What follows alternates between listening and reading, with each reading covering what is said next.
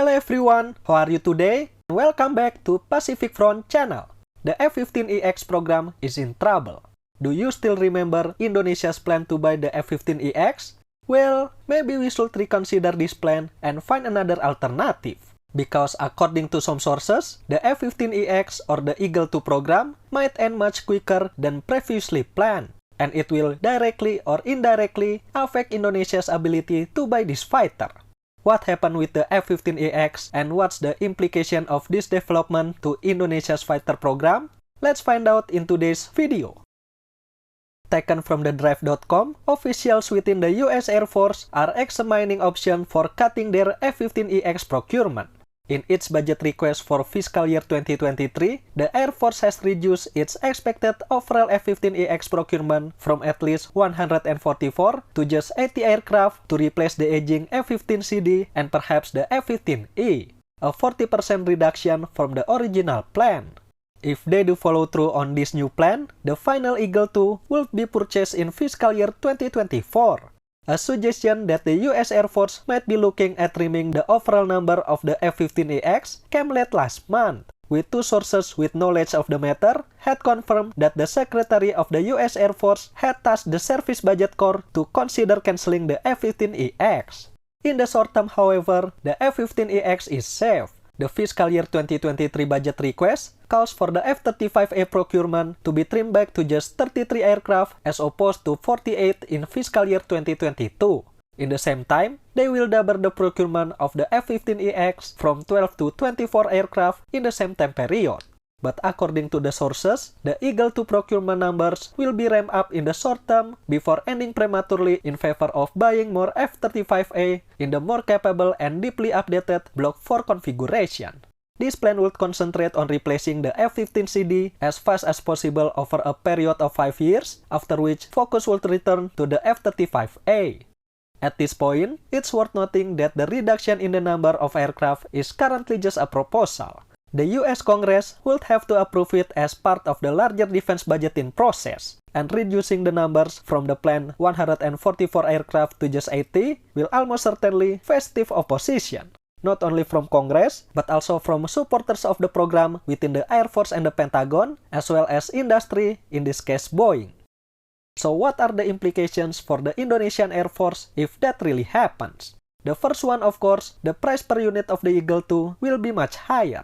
You know, the manufacturer has calculated how many aircraft will be built and its price range to make it profitable or at least break even. If the US Air Force goes with the plan, Boeing has to recalculate their manufacturing costs to cover their losses.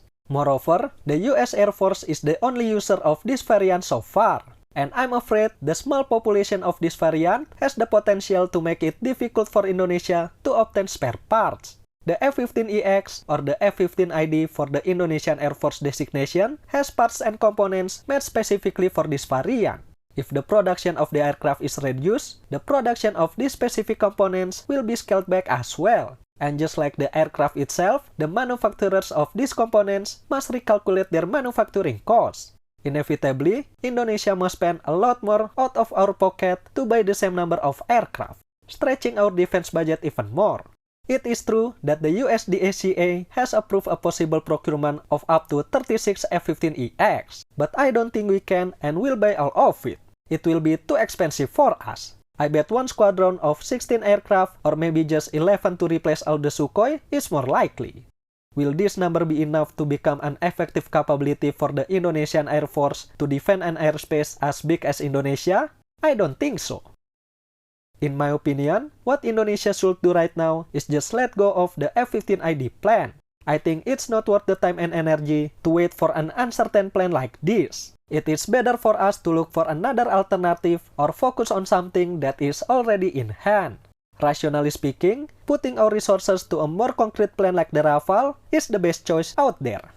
Why do we want two different double-engine fighters at the same time? Is there anything the Rafale can do, so we need another heavy fighter?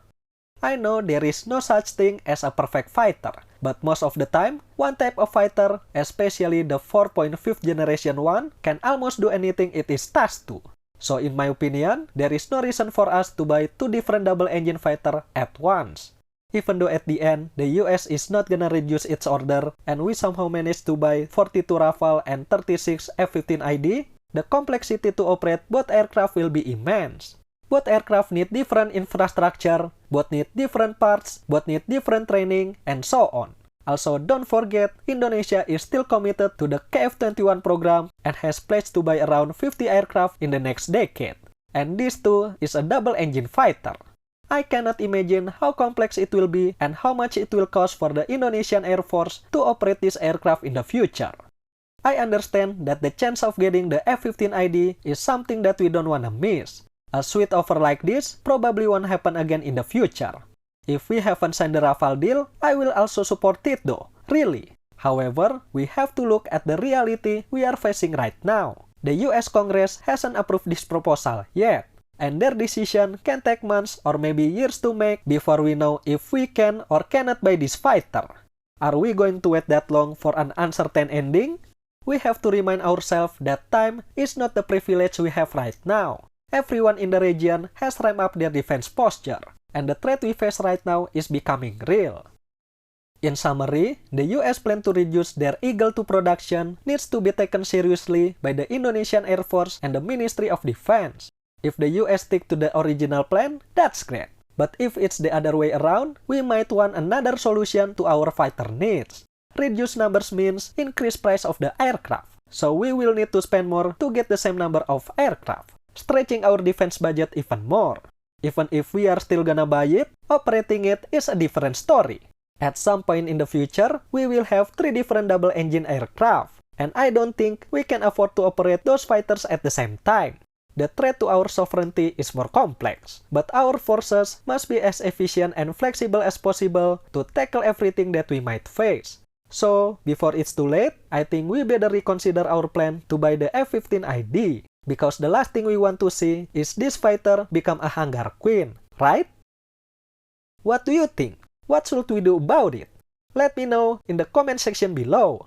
Thank you for watching everyone, and I will see you next time.